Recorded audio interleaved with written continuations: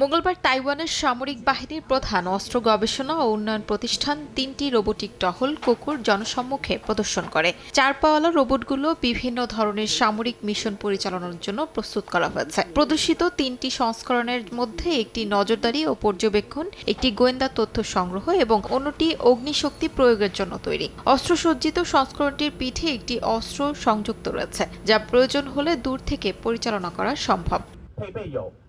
তাইওয়ানের সামরিক গবেষণা প্রতিষ্ঠান বলছে, এসব রোবট দুর্গম এলাকা, উপকূলীয় অঞ্চল কিংবা সম্ভাব্য সংঘাতপূর্ণ এলাকায় সৈন্যদের ঝুঁকি কমিয়ে টহল ও পর্যবেক্ষণ কার্যক্রম পরিচালনা করতে পারবে। প্রতিষ্ঠানটির দাবি, সৈকত, উপকূলীয় এলাকা এবং দূরবর্তী দ্বীপগুলোতে টহল ও নিরাপত্তা কার্যক্রম পরিচালনার ক্ষেত্রে এসব রোবট কার্যকর ভূমিকা রাখতে পারবে। বিশেষ করে সীমিত জনবল দিয়ে বড় এলাকা পর্যবেক্ষণের ক্ষেত্রে প্রযুক্তিটি গুরুত্বপূর্ণ সুবিধা দেবে বলে মনে করা হচ্ছে।